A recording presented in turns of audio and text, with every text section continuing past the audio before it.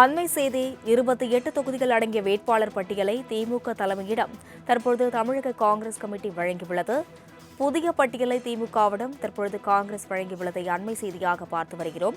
39 தொகுதி என்ற பட்டியலை சுருக்கி 30 பேர் கொண்ட பட்டியல் தற்பொழுது தயார் செய்யப்பட்டுள்ளதாகவும் தகவல் கிடைத்துள்ளது.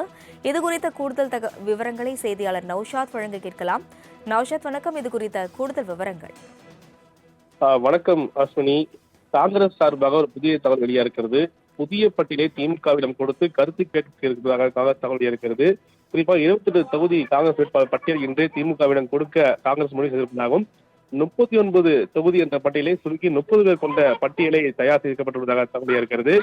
ஏற்கனவே போட்டியிட்டு வெற்றி பெற்ற 17 தொகுதிகளில் மீண்டும் களக்காணம் முடிவு எனவும் அதிருப்தி வேட்பாளரை மாற்றி புது வேட்பாளரை களமிறக்க முடிவு செய்திருப்பதாகவும் 15க்கும் மேற்பட்ட தொகுதிகளில் புதுமுகங்களை களமிறக்க இன்று நடைபெற்ற கூட்டத்தில் முடிவு எடுக்கப்பட்டுள்ளதாக கூறப்படுகிறது.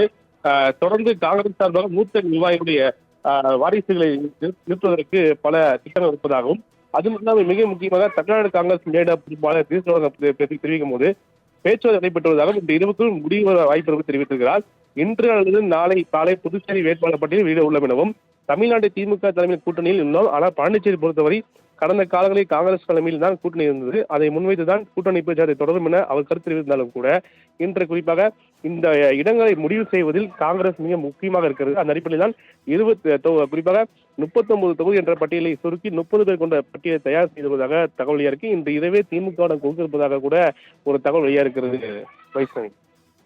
விவரங்களுக்கு நன்றி நௌஷாத்.